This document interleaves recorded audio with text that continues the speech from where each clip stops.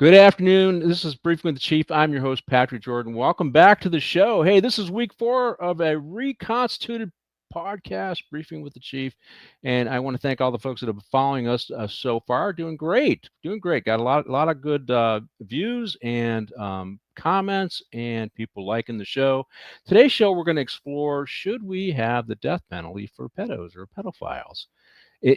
Believe it or not, there is an effort to bring the death penalty back for pedophiles, and it is actually restricted per a Supreme Court ruling. And we'll go over that stuff today.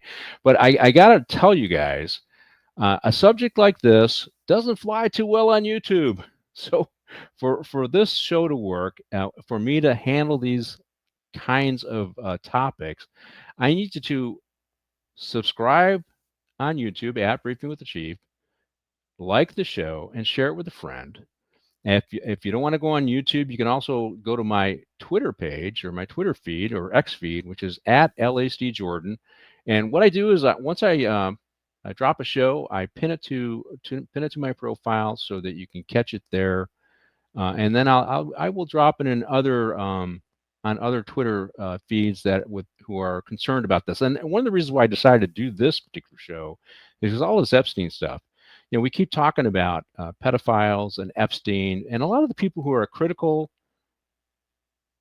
of Epstein really aren't that strong on punishments against people who sexually exploit children. In fact, California, it took us years to finally toughen up the laws for people who are sexually exploiting children, trafficking children, or solicitation of a minor for sex. It took us a long time. Democrats resisted it over and over again. They had a supermajority in the state Senate and the Assembly. But guess what? It's an election year, and Epstein's on everybody's lips, and Gavin Newsom wants to be the president. So finally, this year, I guess there's a silver lining to this whole Epstein drama. Finally, we were able to toughen the laws, and those things are now felonies or considered violent offenses. Believe it or not, sexual exploitation of children in California until the recent law was not considered a violent offense. So it's one of the reasons why I wanted to talk about should we execute pedophiles? Should we do that? Now, you can also catch me on my brand new Facebook page at Briefing with the Chief, and it's open to the public. We started with obviously zero people following the show. We're already up to over 100 people who are following me on Facebook. And what I do there, and I haven't done it yet for the show, but I will do it. We drop the show, and then I'll put some source material there for you to read for yourself and make your own opinion on the issues that I'm addressing. So yes, it's on Facebook, Briefing with the Chief, and we got 100 followers already. So this is really recent. I want to thank Amanda for setting the Facebook page up for me. But when we do subjects like this, they get suppressed. So I really need you to, whether it's YouTube, Facebook, X, follow me, subscribe, like the show, make a comment, and that overcomes the algorithms that's kind of suppress this, because this is important stuff. I did overdose deaths on my first show. I talked about homicides on the second show, Don Lemon on my third show, and then I talked about deportation policies and laws to just demystify all the drama that's out there regarding those stuff. And those aren't subjects that the algorithms like, but they can get life if you like the show and you follow the show. But hey, today we have to start out talking about the Eighth Amendment and why it's considered cruel and unusual to execute pedophiles. Why we came to that. And I got my, as you guys know, I got my handy dandy little Constitution here. Let's see what it says. It's the Declaration of Independence and the Constitution, little handy guide here. And so we'll read the Eighth Amendment. Excessive bail shall not be required, not excessive fines imposed, nor cruel and unusual punishments inflicted. So that's that last section, nor cruel and unusual punishments inflicted. Very short amendment, but that's it. And it's based upon that the Supreme Court outlawed the death penalty for pedophiles not that long ago in the 2000s, early 2000s. But I have a picture that I need you guys to see. It's pillory. Now, Here's the stock, so you can see it. So somebody's head goes in there, hand goes in there. If you watch the old shows, if you watch shows, you'll see people. It's called pillory, and so somebody gets punished and they get put in the stocks or pillory. And here's another picture of a person in it. This is from the colonial times. And this used to be acceptable punishment in the United States of America. In fact, it wasn't really outlawed in the federal government until 1935. And the last state to outlaw the use of that punishment was actually Delaware in 1905.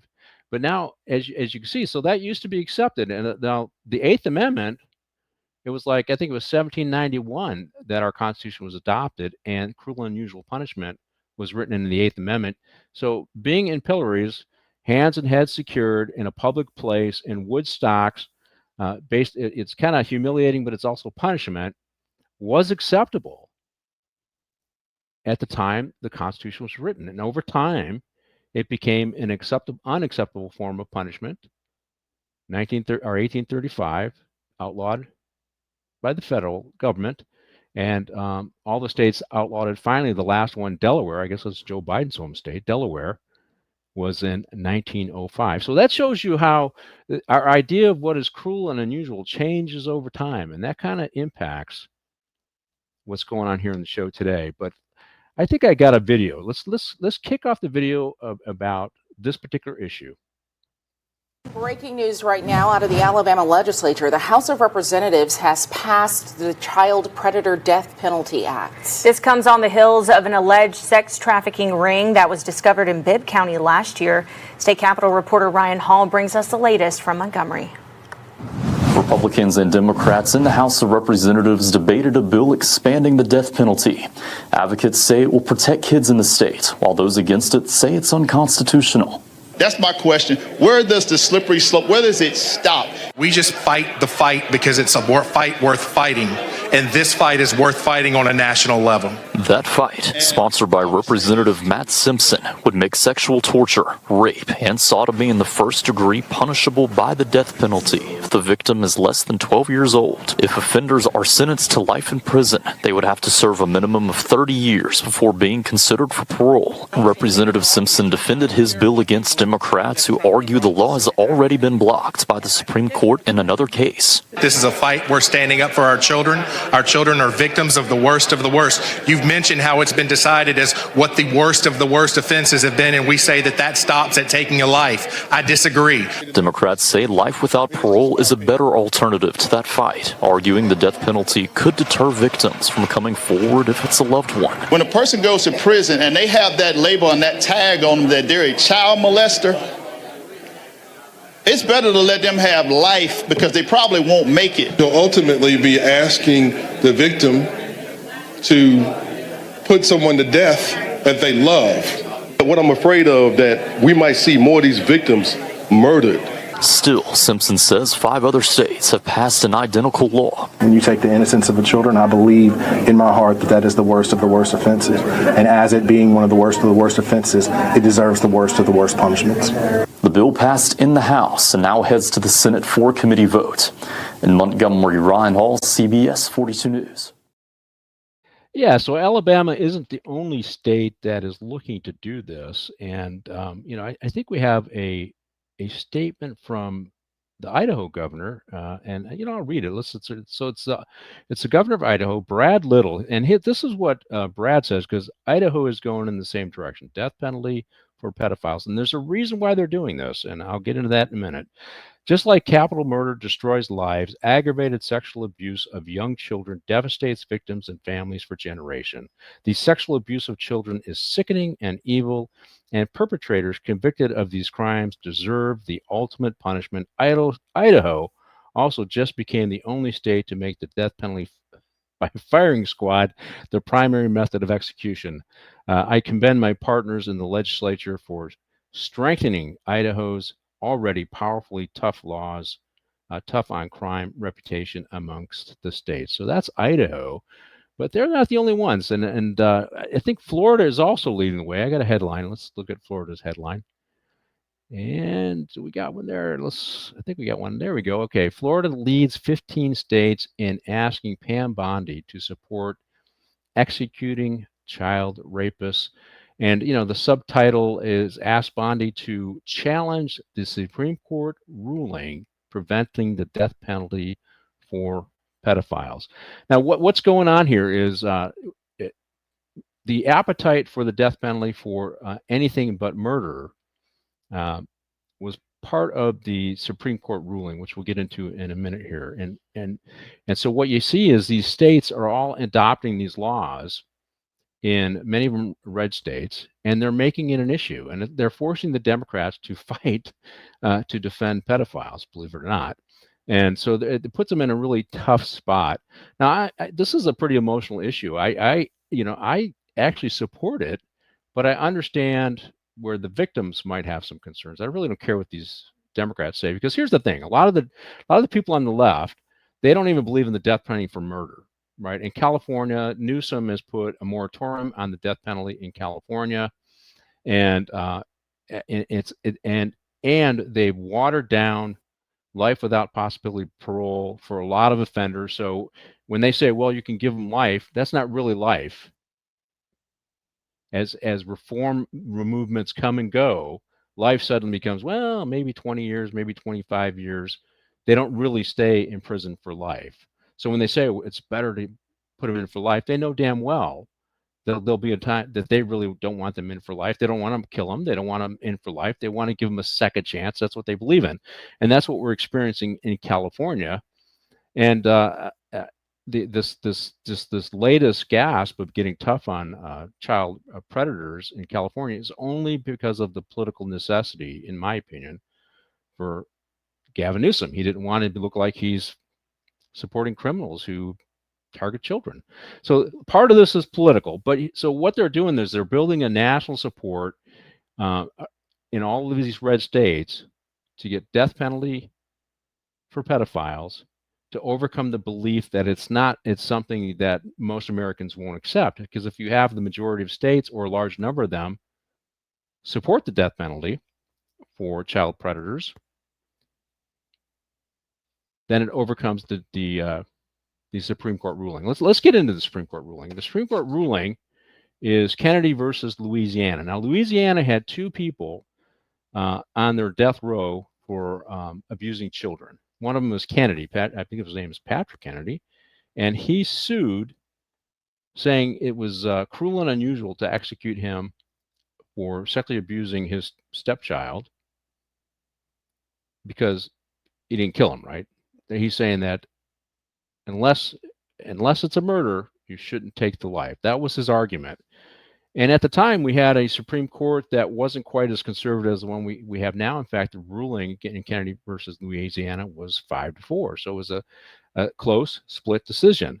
And so I'm going to go over the case. So it's Kennedy versus Louisiana. And my source for this is the Death Penalty Information Center. Now, so this is kind of a left-wing thing. So I'm just reading the case here, and I will talk about some of what was said by the Democrats in here regarding the concern for the victims, because there is something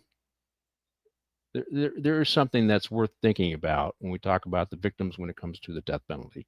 The United States Supreme Court agreed on January 4th, 2008, to review the case of a man in Louisiana who was sentenced to death for the rape of a child who did not die.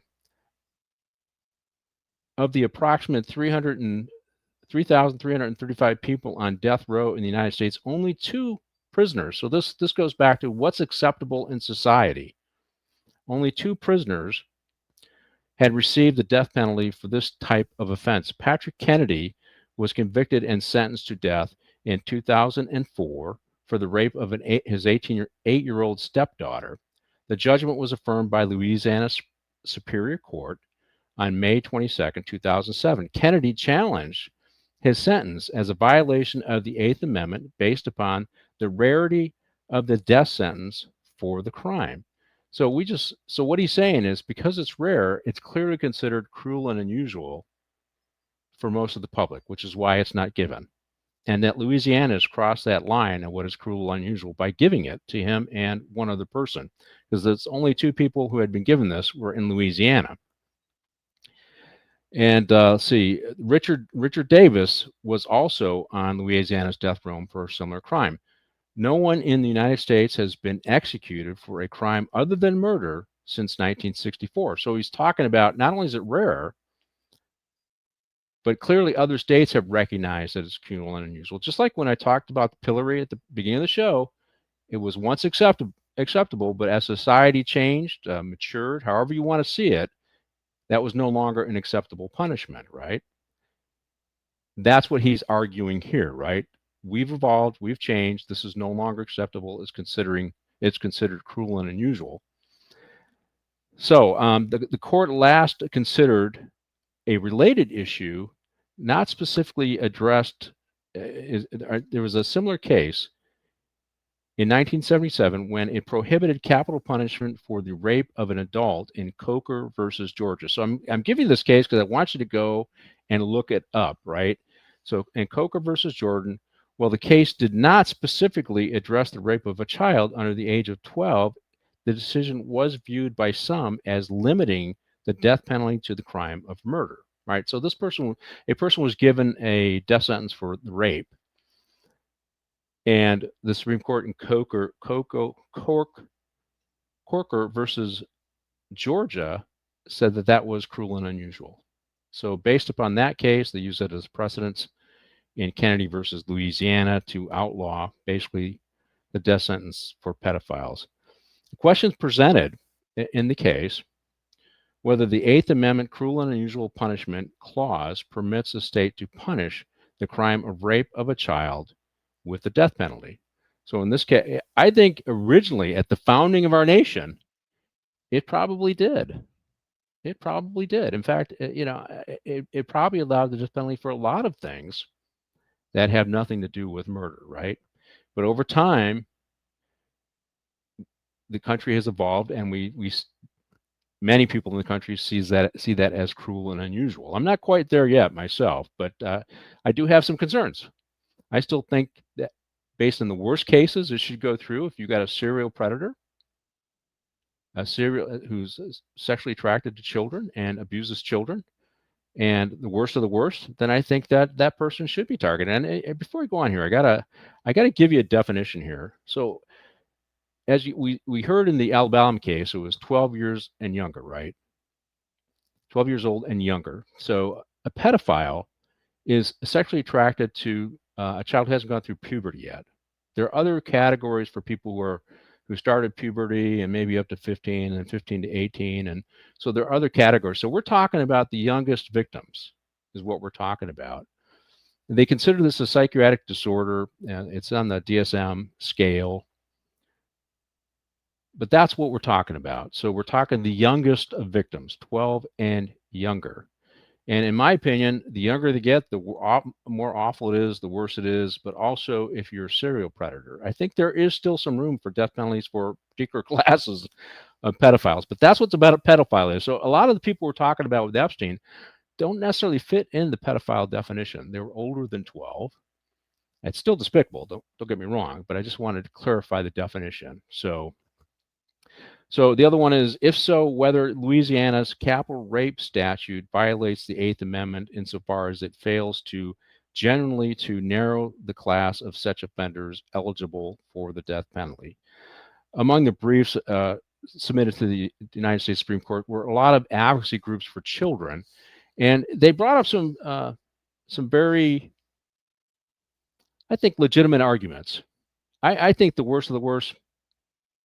That's my opinion, right? The worst of the worst, but I understand what they're saying here, and let me talk about it. Permitting the death penalty for child rape will worsen the problem of underreporting of sexual abuse. Now, I do agree with that. If they believe the sanction it will always be the death penalty, then yeah, you will see a lack of reporting. People won't report. People who are connected to the child and the offender, particularly if it's a familial relationship thing, won't report. And I have a problem with that. I do want reporting. So this is where we should, what do we define as the worst of the worst? Because I want reporting, because I want that child to get help. I want them to get them out of that situation, but I want them to get help too. So very concerning. So when we talk about it, 12 and under, you can still put some aggravating terms within your law to make sure you're getting the worst of the worst. So I'm kind of balancing out this. So I'm still death penalty for the worst of the worst on pedophiles, but I understand what they're saying here. Allowing Louisiana to execute children rapists will increase the incentives for the child molester to kill their victim. Possible. I don't see this as being. I don't want to say it's not a big issue. I think serial rapists, stranger rapists, yes. I don't know about familial relationship situations, but I think the next one is probably the one that is probably the most motivating for me to reconsider my position. Now I'm for the death penalty for pedophiles, but let me lay this one out to you and to get you thinking, because you got to make your own decision on this. You know, emotionally, yeah, let's do it. Let's go get them all, right? When the Louisiana statute would subject a child victim to an increased number of trials and appeals, forcing them to relive painful events repeatedly and disrupt their lives and their healing process. Now, this one got my attention because if you understand what has happened with the death penalty, and I agree with how the death penalty has multiple layers of review to make sure we got it right. We don't want to kill somebody who's innocent, right? We don't want to. So we have all these layers of review, and each layer of review, each court hearing could subject the victim to just one more reminder of what happened to them. And these go on for decades. So in the case that we quoted here, the victim was 8 years old, is his stepdaughter. He gets a death penalty, automatic appeals to the appeals court in the state of Louisiana, right? Boom, death penalty, automatic appeal to the Louisiana Supreme Court. It goes to the federal courts, goes to the federal court process, appeals court, and federal court, and the Supreme Court. Think about how many times this has to go to court and how many times this victim has to be reminded of this. And it doesn't stop there. Habeas corpus, all kinds of different motions along the way. And this victim could potentially be forced to talk in court and go to court on several of these hearings. And I can see where they can say it might be detrimental to the healing of the victim. I mean, once we got the victim separated from the pedophile, the predator, and we got them in a safe environment, yeah, we want them to heal. We want to give them the support to let them heal. Does the process hurt them? And that is probably the most compelling argument for me for maybe we need to rethink this. Now, I say that with the caveat that the life without possibility of parole nonsense is not working out. I don't trust many of these Democrats and many of these blue states to follow through on their commitment to the people when they say, let's not do the death penalty, let's just do life without possibility of parole. And I will get into that in a minute because it's happening here in California and it's happening around the country with the criminal justice reform movement, that people who were once put away for what we thought were ever are suddenly getting out. They gave us a commitment. We will keep the people in prison. We will make sure that they're safe. Now they're going to say the same commitment on pedophiles, but recent history has shown they don't follow through. So that's the case in Kennedy. Let's see if I got something else here. The decision: the Supreme Court struck down the unconstitutional Louisiana statute that allowed the death penalty for rape of a child when the victim did not die in Kennedy versus Louisiana. I think we want to get who wrote it. It was I believe it was Justice Kennedy wrote the opinion. Justice Anthony Kennedy writing in a 5-4 majority. And this is important how he says it. This is why I led with Pillory and why that is important and the Eighth Amendment, because his wording here is interesting. And then the movement of these conservative states or these red states to try and bring back the death penalty for pedophiles, and how they've already got 16 states and they're pushing for more. It's important. So in a 5-4 majority stated, based both upon the consensus, this is Kennedy writing, this is Justice Kennedy writing, based both on consensus and our own independent judgment, our holding is that the death sentence for one who was raped but not killed a child and who did not intend to assist another in the killing of a child is unconstitutional under the Eighth Amendment of the Constitution. The court pointed out the danger in such law in Louisiana, which allows the death penalty where no murder has committed.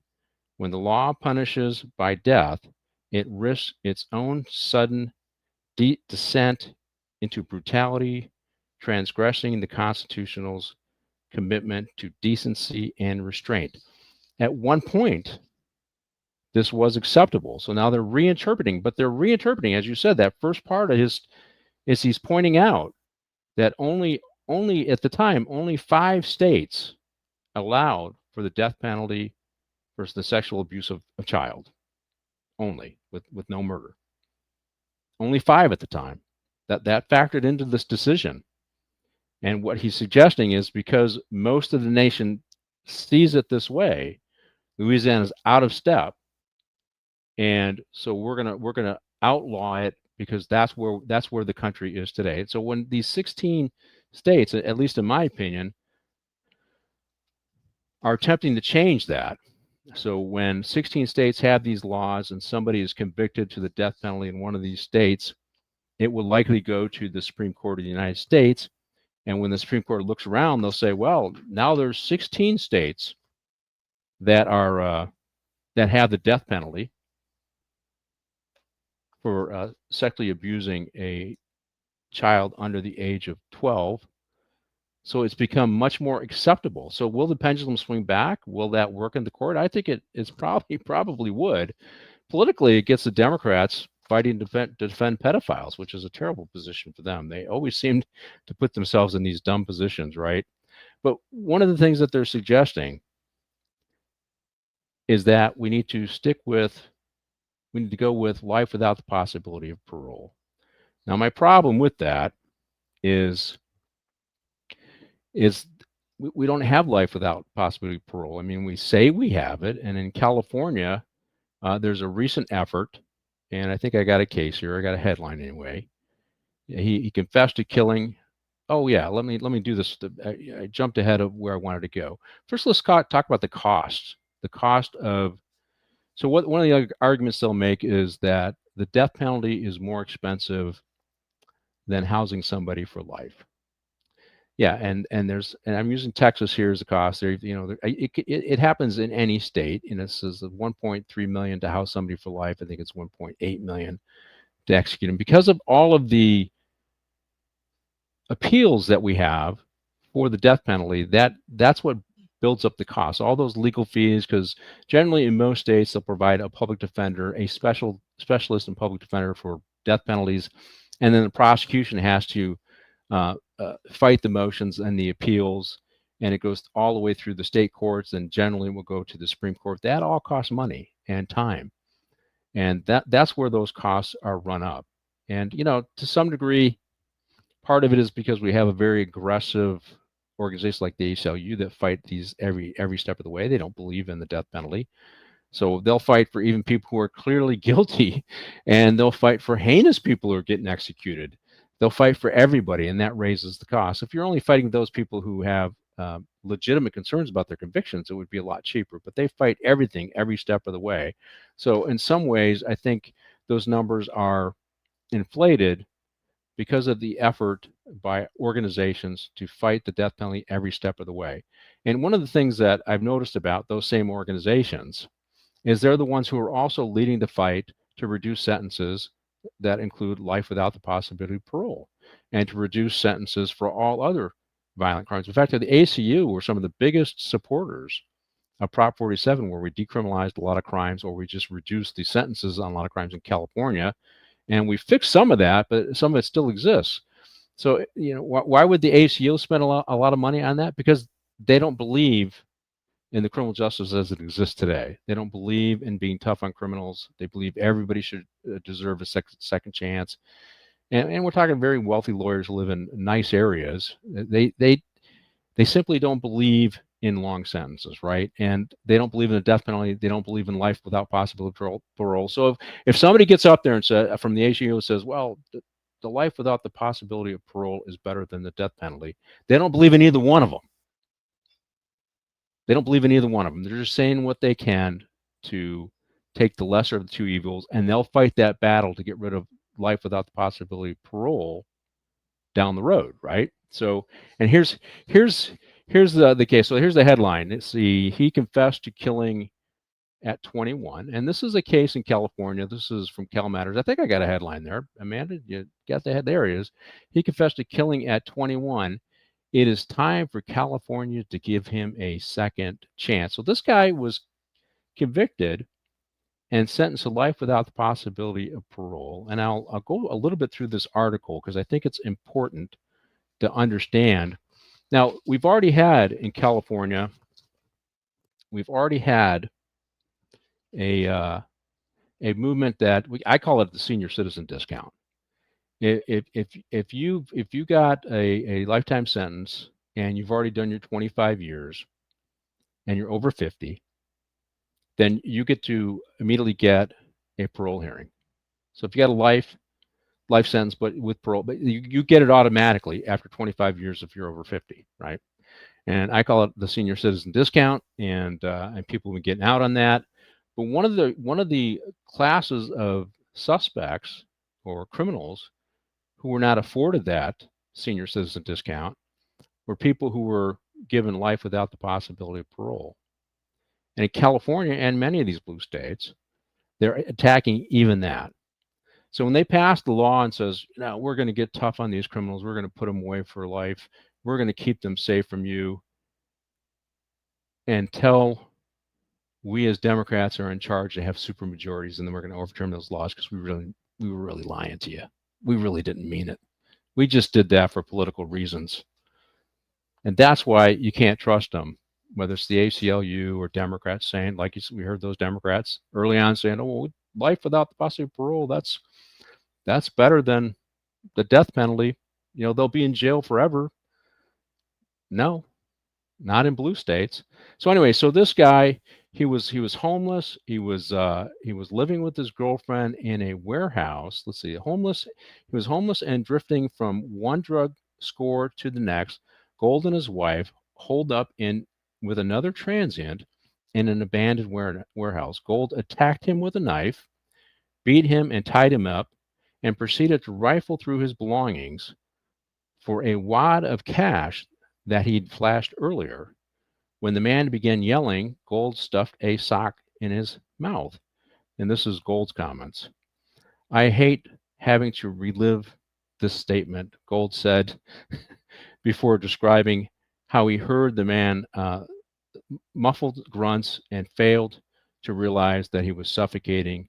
He had broken his nose in the earlier fight, and so he couldn't breathe through his nose, he couldn't breathe through his mouth, and he suffocated.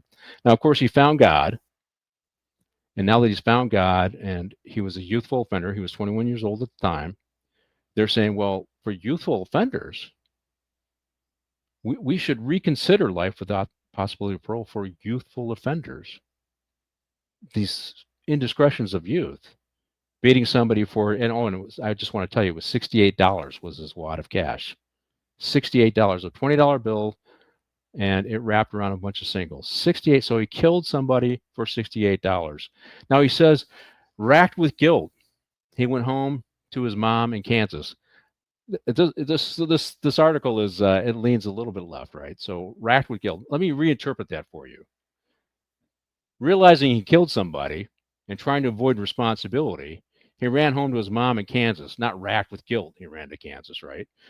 He got out of the jurisdiction so he couldn't get caught. That's what I'm reading here as a cop. But of course, Cal Matters goes with everything. He says, I was racked with guilt. I had to leave and go be with my mom. I told my mom, and cheers for mom. She says, you need to go to the police and live with own what you did. And he did that, and he came back to California and was convicted to life without the possibility of parole. But hey, he was a youthful offender. And because he was a youthful offender, they all deserve a second chance, no matter what they did. So when they say, hey, violent sexual predators of children, at least when they're young, the offender's young, we want to give them a second chance. We want to let them out again. So I think I got another slide here. I want to talk a little bit about it. It's here it is. Senate Bill 672, the Youth Rehabilitation and Opportunity Act. So this is what goes on in California and a lot of the blue states. You can take that down, Amanda. So this class of inmate, he committed his crime under the age of 25 or less, which they consider him a youthful offender. His brain wasn't fully developed. So because of that, we want to give him a second chance. This is where I say you can't trust them when they say, well, we can give him life without the possibility of parole. And that would be good enough. He'll be in jail forever. We'll never let him out. He'll never be a danger to anybody else until we turn our attention to something else and they pass a law and let him out. Because that's what that bill is. Put that one back up, Amanda. What's that? Assembly bill or Senate bill Senate bill 672. They tried to pass it this legislative cycle in Sacramento, but guess what? It's election year. And so it got killed, but they're going to try and bring it back this next year, and hopefully it's still election year, and we can kill it again and keep this guy in prison who killed this poor homeless guy who didn't do anything wrong for $68. And he gets his life. He doesn't get the senior citizen discount, is what I say. So that you can't really trust these folks. So for you guys, this is where I'm at. I'm at the worst of the worst. The serial predators, sexual predators who engage in aggravating behavior, continuous ongoing behavior. I think we should afford them the opportunity for the death penalty, and maybe like they do in Idaho, by firing squad. But I think we should do that. I think maybe we should have some flexibilities in less severe cases. I am concerned about the victims in this case and being drugged back into course year after year or decade after decade. Because think about it, that 28-year-old or that 8-year-old, that guy would still be fighting the death penalty today, probably today. And so this happened in 2004. She was 8 in 2004. So you think about that. So it's 20 years later, that person's now 28 years old or 30 years old and would still be living with this and still having to deal with it, probably kids of her own, and she's dealing with this. So that is a motivator for me, but I do think that we still need to afford the worst of the worst of these sexual predators, particularly when they target children under the age of 12, the opportunity to die for their transgression. So I'm for the death penalty for pedos, the worst of the worst. What about you guys? Hey, thank you again for joining me with Briefing with the Chief. I just want to remind you, if you like the show, to like the show. You can find me on YouTube. There you go. Like, share, comment, and subscribe on YouTube. If you're catching this on X, make sure you like me there, and you can leave a comment there. And you can go to the YouTube page, my YouTube page, and I'm not my YouTube page, my Facebook page, and I'm going to drop the documents from the death penalty resource center so that you can read the case yourself and make it up your own mind. Remember to follow me on X and catch me on Spaces. And in the future, I'm going to be doing some shorts. Hopefully we'll start the shorts this week where I look at what's going on in the news and just drop maybe a 10 or 15-minute show on X and on YouTube for you guys to watch. That's my show for today. Again, thank you guys for joining me on Briefing with the Chief, and we'll see you the next time.